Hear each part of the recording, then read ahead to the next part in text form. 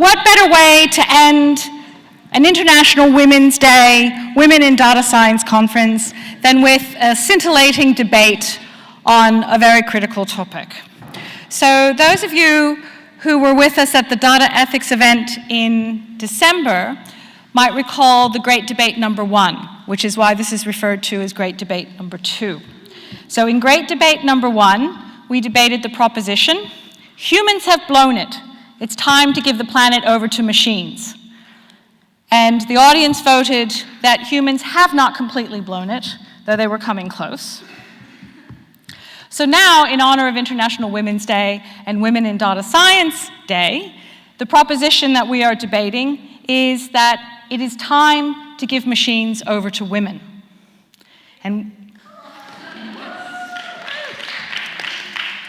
And following the rules of all female speakers, we will have 2 teams of all women, one defending this proposition and one arguing against.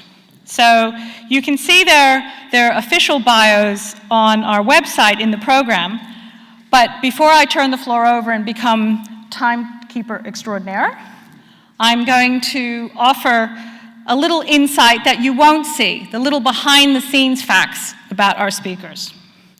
So speaking for the proposition, we have here Karina Mittman.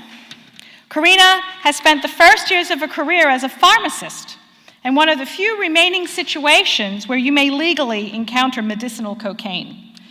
Originally, it was a profession only of men, and we can all now enjoy its overwhelming gender equality. Karen Willits is also on the team, and Karen has managed to escape her small town by joining the New Zealand Navy, where she had the great ambition of seeing the world. However, having signed up and moved to the other end of the country, Karen then discovered that women were not allowed to serve on ships, and so therefore her Navy career was restricted to land-based duties. And finally, she survived and came to us. And finally, we have Shama, who hates being idle, so when she's not visiting client sites, she's volunteering her time for Data for Democracy Sydney and building a global data network, the Data Pioneers.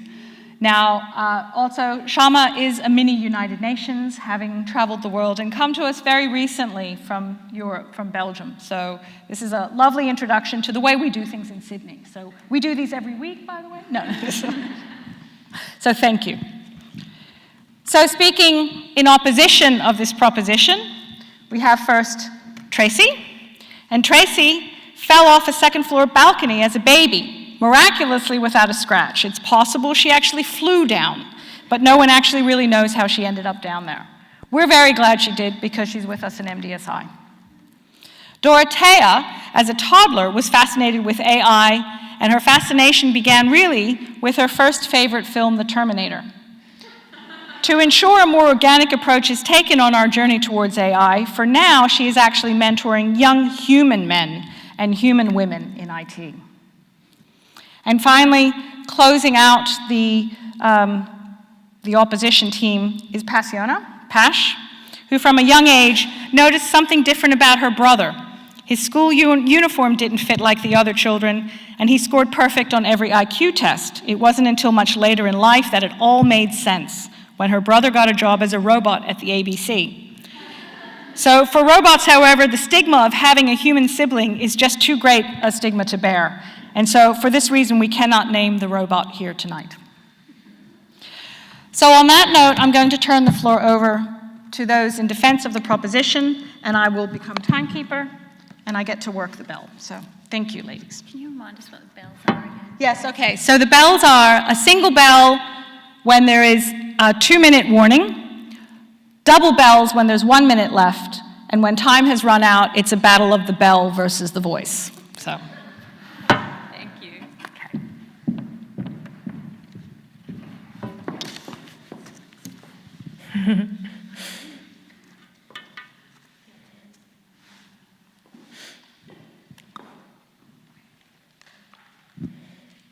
All right.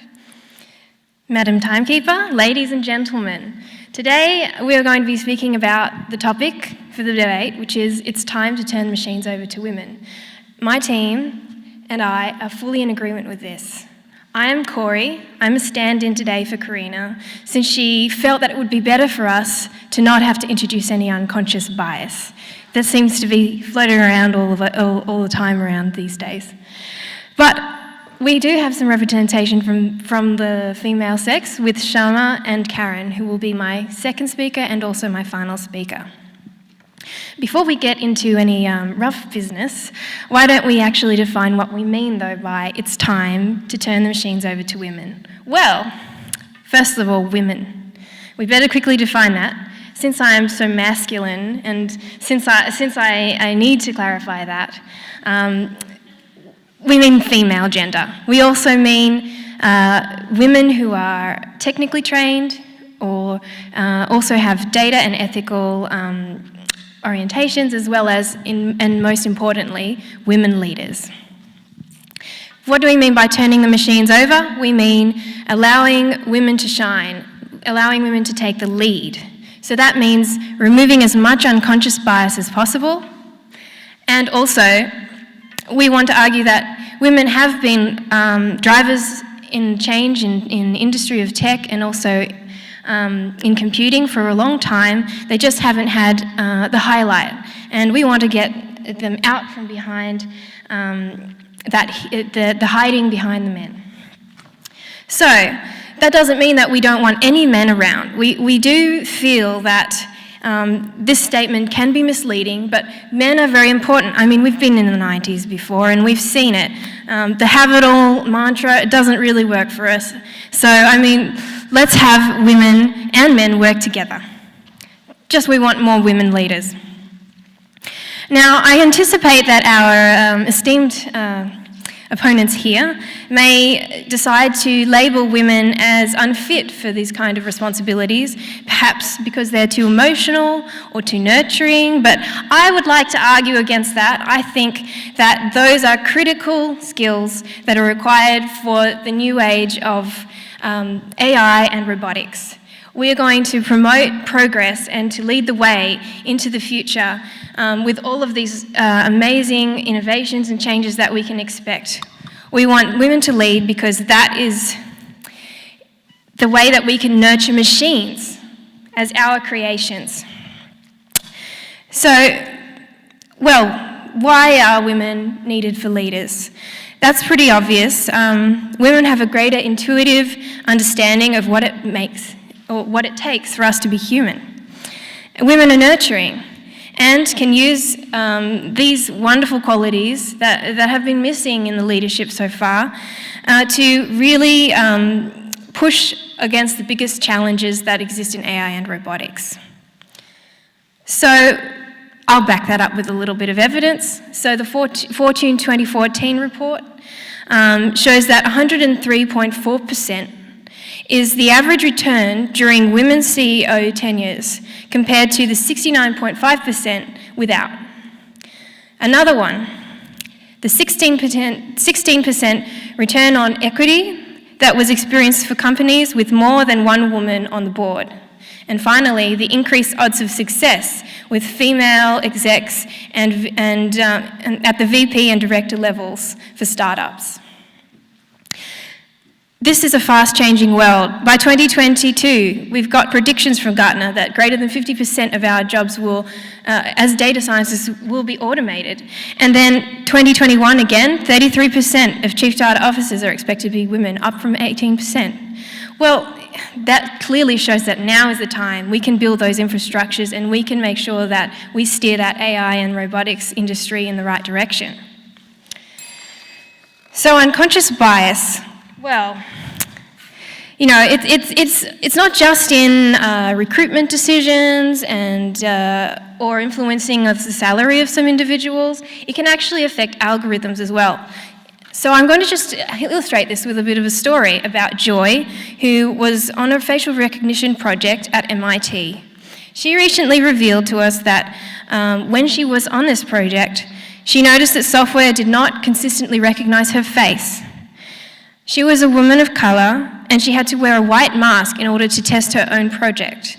Clearly something is wrong. But I don't think anyone would say that that was an intentional thing. In fact, it's probably just the result of the fact that most of the engineers that created that were probably white, and so the faces they tested were probably right. Oh, well.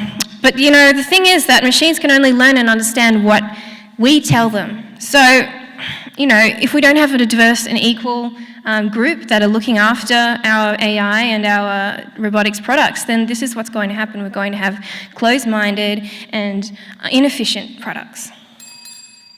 Okay, and in conclusion, we believe that women should lead because they're able to connect the AI and the robotics with humanity, with humanism, and that they're nurturing and that they will reprioritize things. And besides, I mean, we need another narrative from the subservient projection of women as Siri and Alexa and Cortana. I mean, you know, why don't we have a little more originality, huh? If you think about it, we've got a gender-neutral robot creation that wakes up with a female voice or a female body, and then suddenly a male-only created mind. That doesn't sound right to us, and I hope that that also resonates with you. Thank you.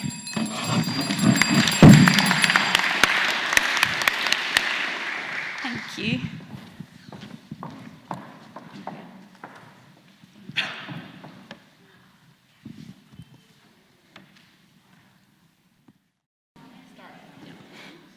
Hello, everyone. I'm Tracy, and I'm here to talk in the negative that it is not time for us to hand over the machines to women. Not now, and not ever. I'm not going to stand here and say that women are less capable than men. That's clearly not true. And I would agree with Karina that women have great capacity to add to data science. I think what we're going to try and show you is that to classify women or even to bring gender into this at all is old world thinking and very rigid and doesn't reflect the diversity and change in our society. So I hear what you're saying about these kind of traditional views that women are more nurturing and all that sort of stuff, and by and large, those qualities we do want diversity, but even that is putting women in a box. So we're not going to do that. We're going to talk about diversity, inclusion, being open and rapid changing to the needs of society. So that's really what we're going to be talking about.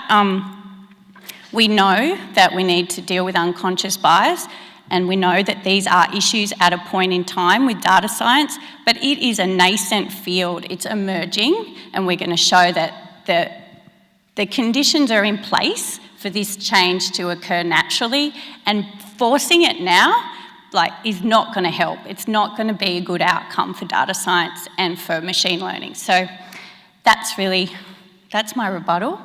And but generally, we agree with the definition. Basically, we're talking about machines that have the capacity to make decisions and take action, so those with artificial intelligence. We are talking, when we're saying hand the machines to women, we're saying female gender in the narrow sense, the traditional sense, so we agree with that. And we define handing it over as in taking control, so making decisions on the allocation of resources, the design, the deployment, and who is benefiting and who is bearing the cost of these machines in use. So I think we generally agree in the definition there. So we want to tell you and to convince you that it isn't the time now. I don't think, to begin with, I'm not yet convinced by the affirmative. I'd love to say I was, but I'm not yet, because we don't believe that it is possible or desirable to hand control over to women of these machines. So I'm going to explain to you firstly, all these great things are happening, progress is amazing, and no one is in control right now. So how are women actually possibly able to take control? Dorothea and Pash are going to explain to you that it isn't desirable. It's not good for data science, and it's not good for humanity to try and exert control over this organic, creative destruction process that's underway right now. So, let's start with where we are now. We are in an amazing time. It's like being at the dawn of creation, the birth of artificially intelligent machines. We are seeing great leaps and bounds in the capability of artificial intelligence. I don't really need to tell you all that there is voice recognition, automation, robotics, personalisation, recommendations. It's pervasive in every aspect of our lives because the progress since the 80s is just incredible. And men, yes, they've been dominant in this field, but that's like every aspect of society today. And things are changing. We're mixing things up. So the thing is, whilst, yes, they've been dominant, they're not in control. Nobody is in control. Thomas Edison Google and Facebook are just like Thomas Edison, right? It's just all perspiration. There are thousands of data scientists all in a room together trying every aspect, trying out every option, throwing out the old way, and just trying their hardest to come up with some genius invention. Nobody knows what they're doing. Nobody is in control. There's some real examples in the field of data science. We have natural language processing where we turn the sentences around backwards and feed them in, and voila, the results are much better for translation. Nobody knows why. We have tuning parameters, which are basically fudge factors that you just tweak until you get it right, and you just throw enough data scientists at it and you'll get the answer you need, but nobody knows what they're doing. You have, you throw two adversarial neural networks together and they can play Go and they can play Mario Kart, but no one really knows how they get to that outcome. And in the real world, it's even more feral. People don't know what, like they use data, they train on one set and use it in another set. You do not control your algorithm in the real world, but you do know if the car hit the wall. So are we really saying that women are going to waltz on in and take control of this and impose order? I really don't think it's possible. So I just recommend you strap on, get in, and enjoy the ride.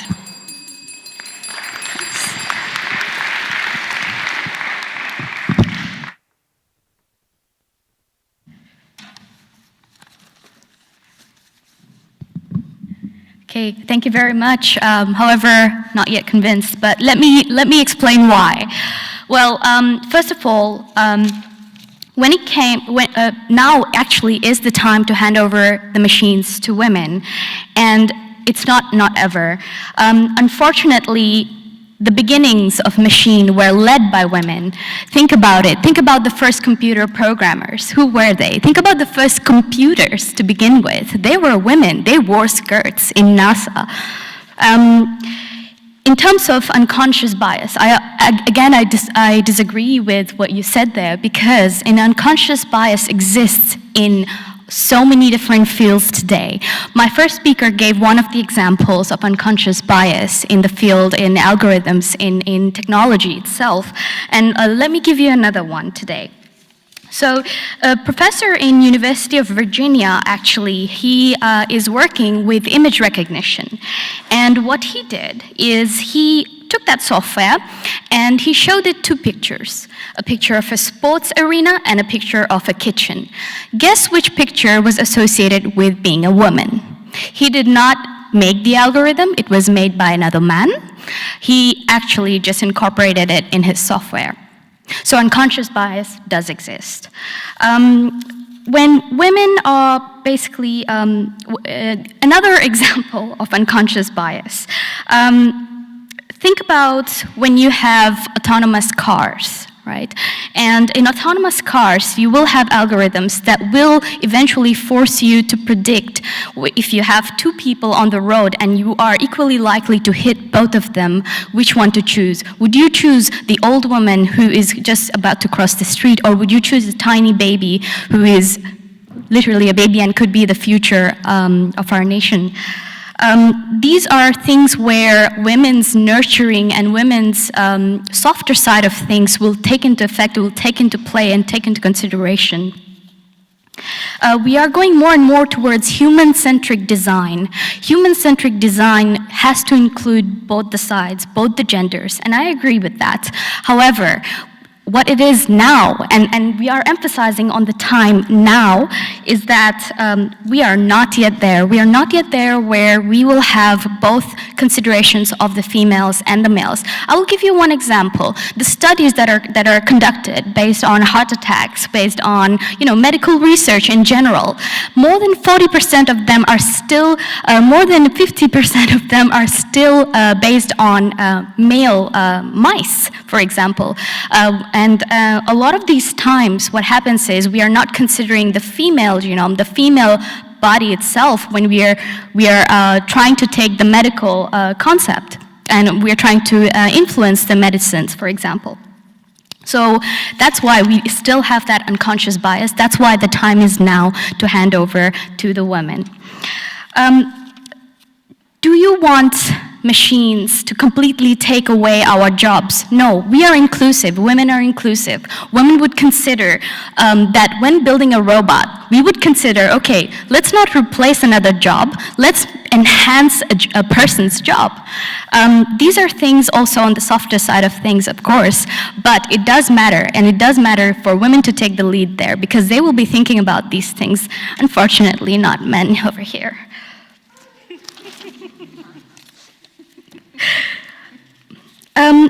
Let me just end with the fact that we don't want to be handed over anything. We have earned it. We have earned it over time. We were programmers once.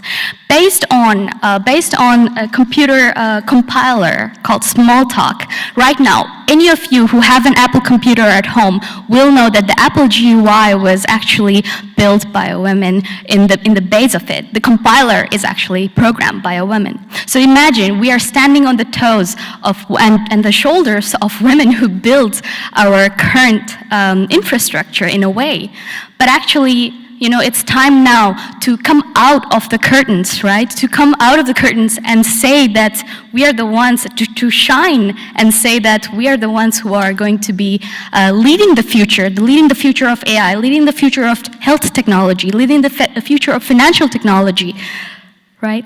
An example from financial technology. Finance, rather. My mother, she always saves up part of what she earns as well as part of what my dad gives her just for running expenses in her home. So my dad doesn't do that. I'm just giving you a very personal example, right? So when it comes to even finance and financial technologies, we as women will be thinking about our family. We'll be thinking about the future. Why is she saving up? She's saving up for her future, for her family's future. All right? Thank you very much.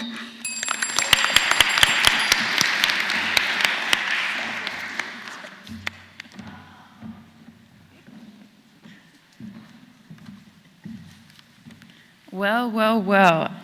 We didn't say it was to do anything with nurture. We didn't say women or men didn't have that. We're not arguing about inclusivity either. We're not arguing that men don't have inclusivity and that women earned it.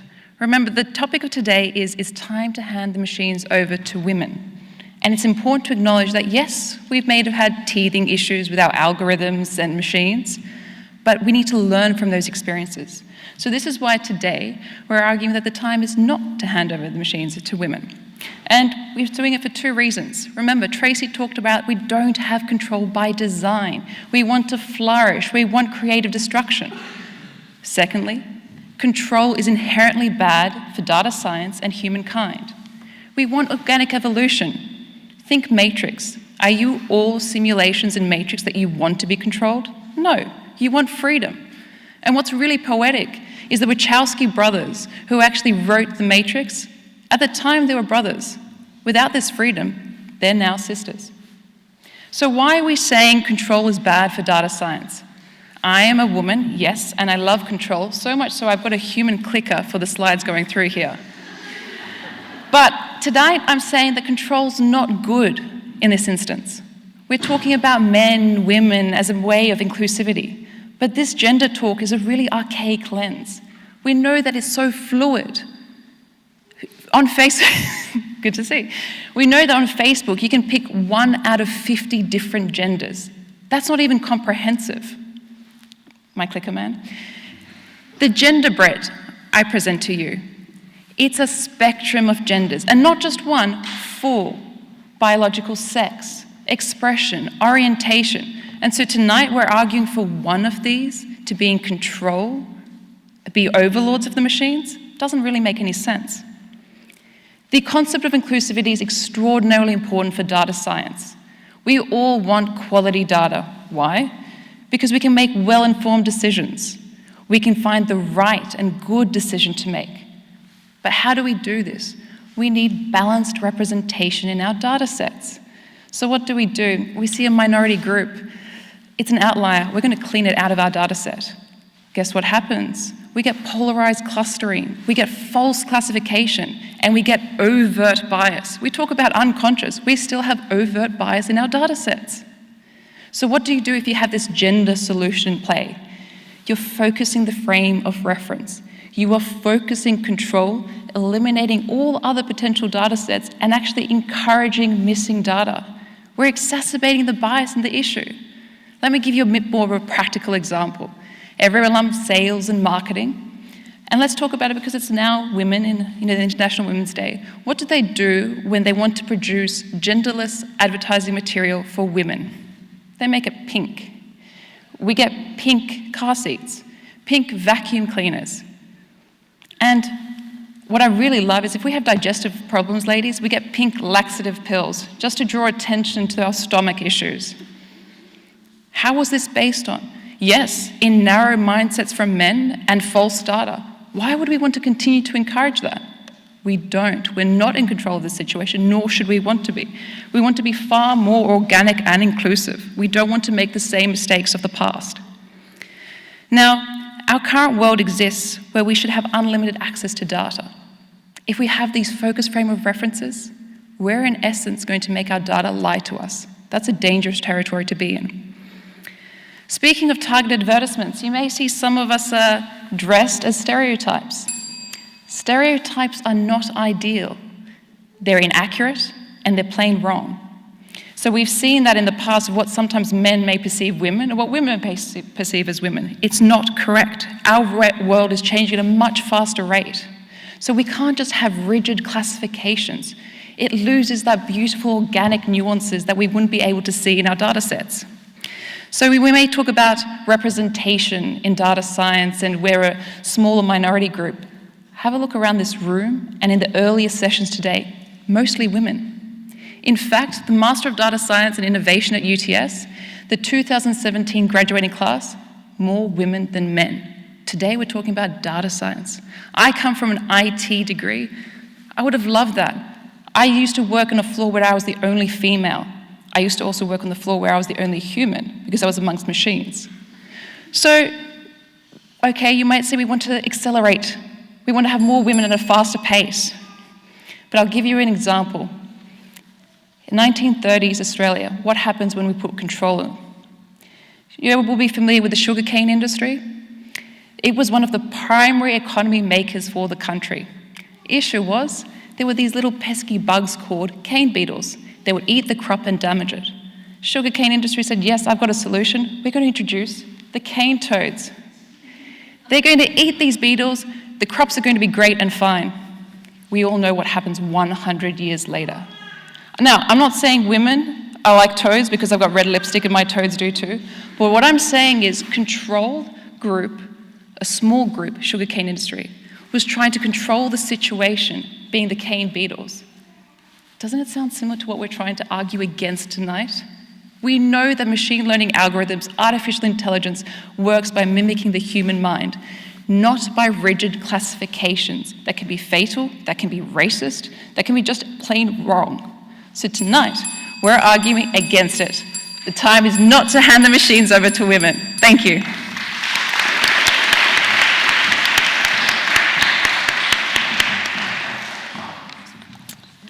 Well, it's my pleasure to be the closing one, and Dorothea, I really like that. But I don't think we heard the word control anywhere. We haven't come here tonight as the affirmative to say there's no room for men in the running of machines. We haven't come to put down male colleagues. We haven't come to point out their obvious flaws, imperfections. After all, we've only got a few minutes. Rather, we assert that there's plenty of roles and room for all of us. And let's face it, men need to be kept busy. Just ask anyone that's got a retired partner or someone that's out of work for a little bit of time. So there's plenty for all of us.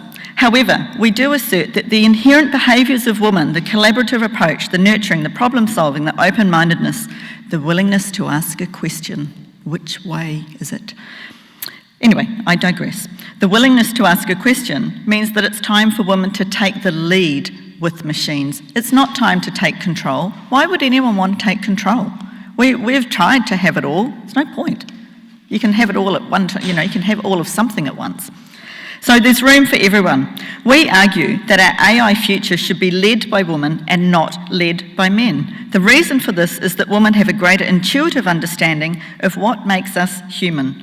Women have a natural inclination to focus on the important things that make us human. To maximise the benefit of AI technology, we must focus on how AI improves our humanity, and therefore we need to understand, at the very least, what makes us humans and not what makes us machines. So there was talk about bad scientific practice. We actually want to introduce awareness from the female frame, rather than take control. We would also maintain that this is broader than data science. We're talking about machines. We're not talking about being handed over. We're past the age of being handed over. It is time for us to take control. You've heard from Corey and Sharma about the unconscious bias, and we all live with this every day, and we see it reflected with Sophia and with Alexa. Who is it that created Sophia? Do you think maybe it's time that we saw Alex and Joe and just even it up a little bit? Unconscious bias doesn't just jump up at you and appear suddenly. It infiltrates slowly and insidiously. As you heard from Sharma, the image recognition software at the University of Virginia, which showed that it's learning by machines, that they're used to seeing one thing, and guess what? The results of that don't just mirror in AI, they actually magnify. And so therefore, anything associated with kitchens became associated with women. Anything with outside became associated with men. Over the course of today, for those of you that had the pleasure, as I did, to be here, we've heard from many fabulous women of the need for the softer skills to be considered as an accelerator of the technical aspects, not a detractor of them. That the true power comes from not doing it all, but from having the skills to enable it. Nicole, a speaker this afternoon, talked about seeing some women that as they do reach the top, actually digress the other way and start to really not include other women at that. And she talked about the Hunger Game kind of philosophy, cornucopia, that I actually put to you that that's actually part of a pack mentality, and that once they reach that level, they're interacting with others that are behaving in the same way. The only way we're going to change that is when there is mass enough that's there to actually act in a different way. How's that going to happen? Put women in charge of machines. I've got a question for you. What do you want an AI world to look like? Is it a world that drives the development of AI with emphasis on personal significance and status, or a world with an emphasis on humanity? Picture when the automated vehicles are the norm. AI should offer opportunities to make a world safer, more convenient, and more satisfying. That means automated cars that can drive us to and from work or prevent life-threatening accidents when our teenagers are at the wheel. Something pretty close to my heart right now. Depending on your priority, though, it could be quite different. Men look at cars from the perspective of the coolness factor. Automated self-driving cars, cool. Something that will enable me to do that run to work that little bit quicker. Maybe I can have a nap in the car on the way. Maybe I can watch a movie. What is it that women are going to look at? More likely to be focused on the safety, the community aspects, and all the things that we need to carry and the things that we need to get done. Think little red sports car versus family four-wheel drive. So, we the affirmative put to you that it's time. It's time to remove the unconscious bias. Time for us all to take that conscious step into cultivating diversity. Time to ensure the machines not only recognise, but embrace all ethnicities, cultures, genders, and the differences that stem from that. It's time to strip away the persona that perpetuates the male achievements and downplays the involvements and achievements of women. It's time to strip away the curtain. Yes, it's time for Karina to take the reins from Corey, and we are thrilled to have her with us. It is time to acknowledge the behaviours that are inherent in women: nurturing, collaborative, multitasking, problem-solving, open-mindedness, and yes, the willingness to ask questions are the behaviours that, quite frankly, as someone put it today, gets shit done. It's time to take the credit, be it the credit for organising the barbecue, not just flipping the steaks over, be it in the boardroom, or in this instance, in charge of machines. It is time to stand up and be counted. It is time to say, yes, not only was I part of that, but I was responsible for it. It is our time to shine. It is time to press for progress. It is time to ignore the bell when you need to, ladies. It is time to stand up and be counted. It is time to press for progress, and it is time to turn the machines over to women. Thank you.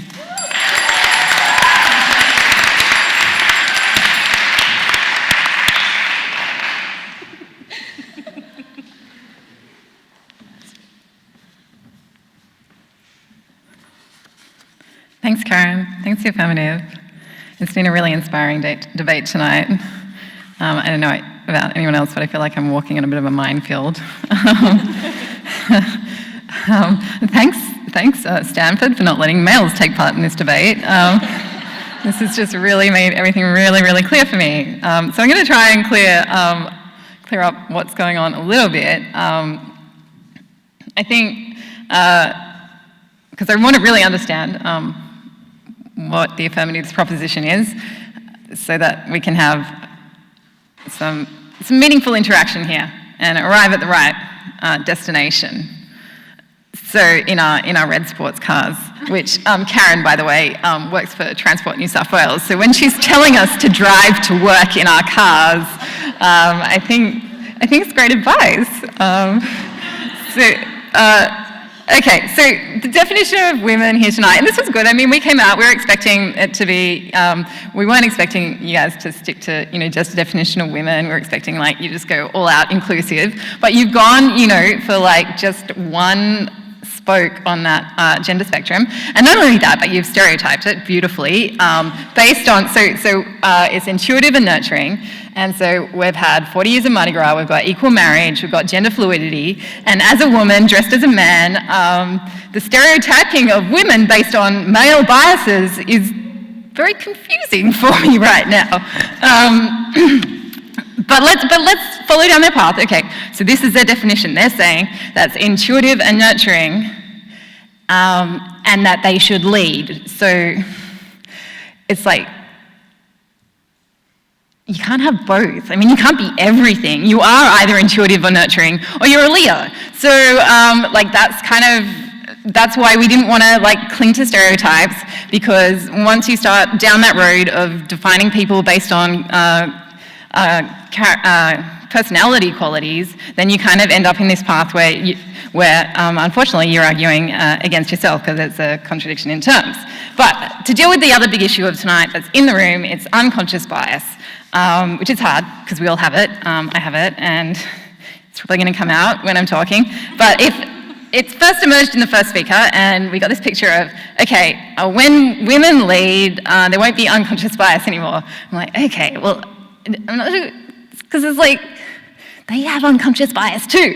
So, and then when we saw it, so how do they solve it if they've also got unconscious bias? So then it came out a little bit more in the second speaker, and I'm like, okay, I think I know what's going on now here, because it's not that they don't have bias, but their bias will magically equal out in a wave form, so that there's no bias. We've got male bias, female bias, no more bias. I'm like, what? No, that's not how it works. People don't just have a gender-based bias. There's cultural bias, there's age bias, there's experience bias. All right, that one's done. Have we gotten to, now, there was a very crucial element in the argument here tonight, and that is that we have this time-based dramatic device. So it's time. There's a short fuse. There's a ticking time bomb. There's been some cataclysmic event, and now it's the time.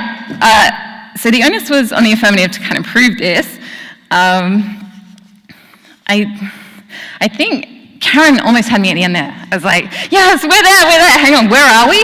We're going to get intuitive, nurturing people to lead. Because why? Because we have driving cars? Like, isn't that good? I don't... okay, so I'm really glad that the trolley problem was brought up tonight. So the second speaker, you saw Shama light up when she started talking about what is a classic philosophical argument that helps us unpack the ethical issues of self-driving cars. So the trolley problem is you've got a trolley travelling down the track. If it continues on its current trajectory, it will kill 5 people. But if a positive act of changing the track of the trolley happens, then it will be diverted to a track where only 1 person is killed. So the issue there is that someone has to actively program a driverless car to make these kind of decisions. But it's not a gendered issue, okay? The whole point of it being a philosophical, classical debate is it's not going to be solved by women. It's, you know, I'm not saying men have solved it, but it's got way too many biases in there to think, I mean, I'd love to solve it, but it's kind of a whole society question. And I was also wonderfully delighted that Sophia was brought up. You know, Sophia was the first robot to be made a citizen. Isn't that amazing? Saudi Arabia, you make a robot a citizen before you allow women to drive cars. Like, fascinating. But I think what was beautiful about the story of Sophia is that the maker of Sophia was so full of love and nurturing that he made Sophia in the likeness of his ex-girlfriend. Wouldn't you love that? That's awesome. Tell me there's not love in man-made machines. So tonight, Tracy has established that it is not desirable, it's not possible for women to take control because, frankly, no one knows what's going on inside there. We're just like flipping switches and it's kind of chaotic, but you know what? We've achieved great things. We've got, through this process of creative destruction, we've cured cancer. Have we? No. We can detect cancer, and we can now recognize voices even better than humans can. We don't know what the hell they're saying, but we can recognize them better, what they mean. Second speaker, Dorothea, warned of the ramifications of taking intervention into our own hands. Okay, cue the last slide. Are we up to the last slide? Okay. So even if it was a gendered issue, a gendered solution is not the answer. Otherwise, we are just perpetuating a characterization that is tied to a particular time and interpretation. And if you look at this slide, you'll see it's not... Is it a bunch of guys wearing weird stuff? Yeah, right, okay. You'll see the answer is not the machines don't need the women, these guys need the women. Yeah. All right, okay.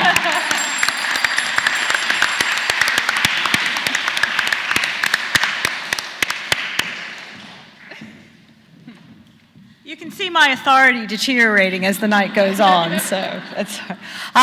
I thank both teams for giving us ample food for thought. So now you have a moment to consider both proposition, both those speaking for, those against.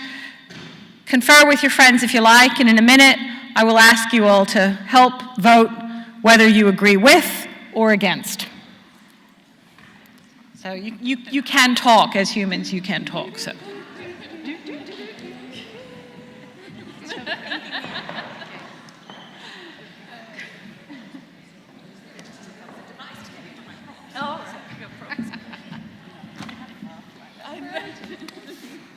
Would you like your cards?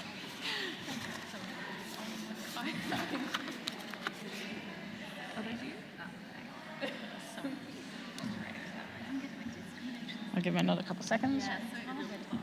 Sorry? Yeah, oh yeah, we'll do it, thank you. A calibration. All right, have you considered enough? So can we do a calibration clap so that we get a norm? Let us work out a norm just to applaud.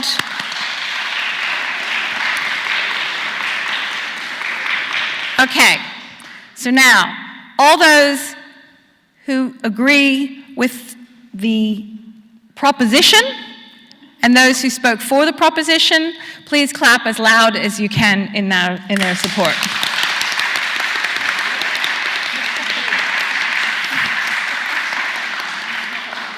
Yes, I'm using my human meter. Yep. All right. All those who support the negative.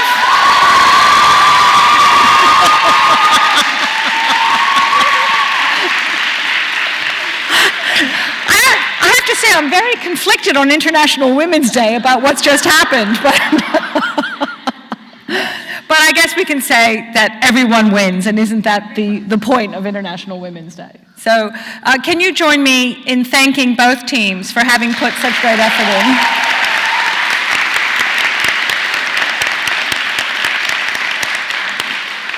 I have little tech thank yous, so I'll pass those out. But this also gives me a chance to thank you, the audience, for staying with us through to the end and embracing this event in the spirit with which it is intended to be given.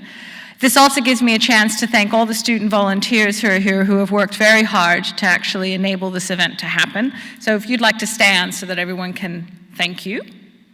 Oh, they don't want to stand? No? Yes?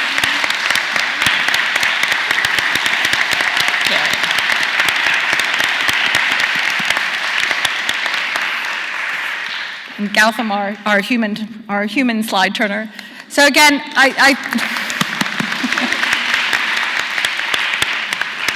and Sarah, I'd love to thank the ABC for giving us this space and for supporting the event.